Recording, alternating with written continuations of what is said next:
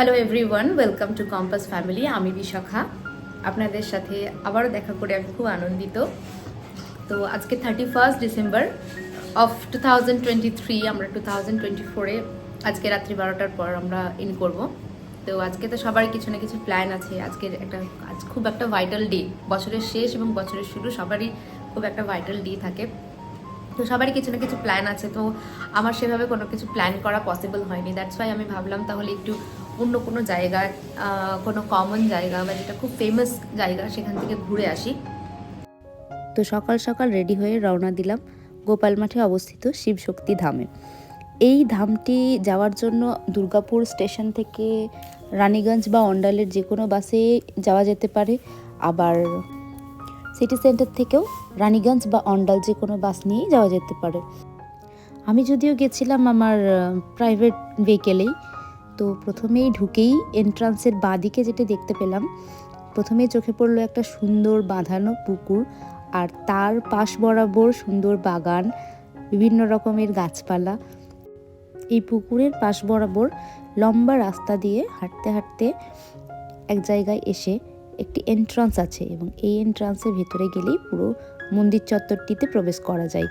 তো আমি সেখান দিয়ে প্রবেশ করার আগে একটু এক ঝলক আপনাদেরকে দেখিয়ে নিই যে এখানে পুকুরের দৃশ্যটা কেমন লাগে। আর ন্যাশনাল হাইওয়ের একদম পাশে অবস্থিত হওয়ার কারণে ন্যাশনাল হাইওয়ে যখন ওপরের ওভারব্রিজ দিয়ে আসা হয় তখনও রাস্তা থেকে দেখতে এই মন্দিরটি অসাধারণ লাগে।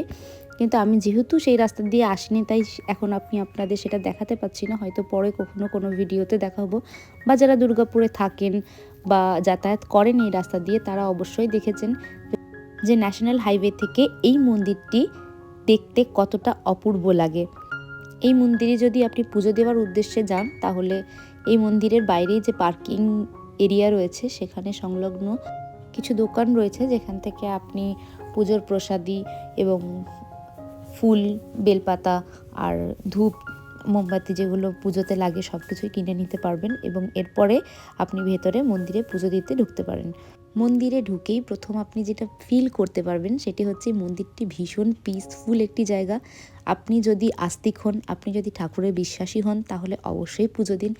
আর যদি আপনি ঠাকুরের বিশ্বাসী নাও হয়ে থাকেন, শুধুমাত্র স্পিরিচুয়ালিটিতে বিশ্বাস রাখেন, তাহলেও আপনার জন্য এই মন্দিরটি কিন্তু খুবই ভালো।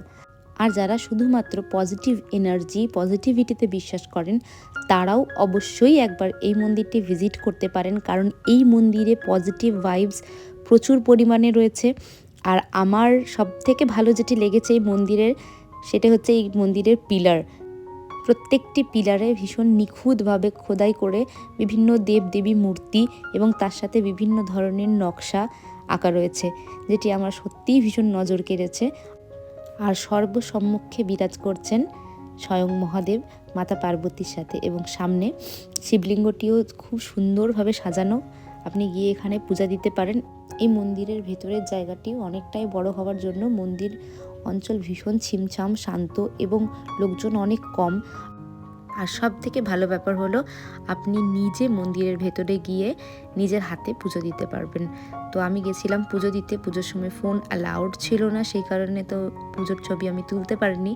পুজো দেওয়া শেষ হলে যখন বেরিয়ে আসছিলাম তখন আমার নজর গেল এই ফ্লোরগুলোর ওপর।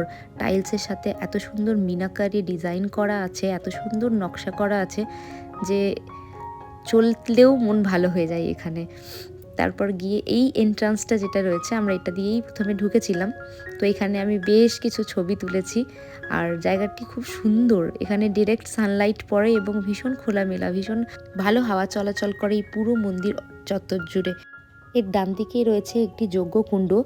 এই এরিয়াটিও খুব সুন্দরভাবে সাজানো, এবং যজ্ঞকুণ্ড থেকে বেরিয়েই ডান দিকে রয়েছে ধূপ এবং মোমবাতি বা প্রদীপ জ্বালানোর বন্দোবস্ত। এখানে মন্দিরের ভেতরে প্রদীপ জ্বালানো বা ধূপ দেওয়া কোনোটাই অ্যালাউড নয়। আগত সমস্ত মানুষদের কথা ভেবেই এটি আশা করি করা হয়েছে।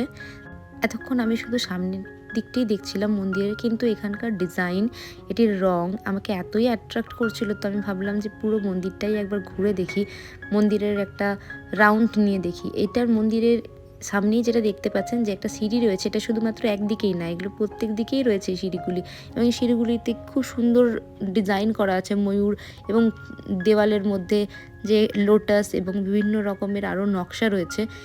এই জিনিসগুলো ভীষণ ডিটেলিংয়ের সাথে করা আছে, আর দেখতে এতটাই সুন্দর লাগছে, এতটাই মনোমোহক দেখতে যে মনে খুশি চলে আসে। ডান দিকে যে প্রাচীরটি দেখতে পাচ্ছেন, এটি দেখতে সুন্দর নেটের মতো লাগছে, কিন্তু এটা কোনো তারের নেট নয়, এগুলো সিমেন্ট দিয়েই বাঁধানো। আর মন্দিরের ওপর দিকটা ভালো করে লক্ষ্য করলে দেখা যাবে যে এখানে খুব সুন্দর প্রত্যেকটা কর্নার, অনেকগুলো কর্নার করে করে এক ডিজাইন বানানো হয়েছে, এবং মন্দিরের চূড়ার একদম মাথায় ওঠার জন্য অনেকগুলো স্টেপ বানানো আছে যেগুলো লোহার।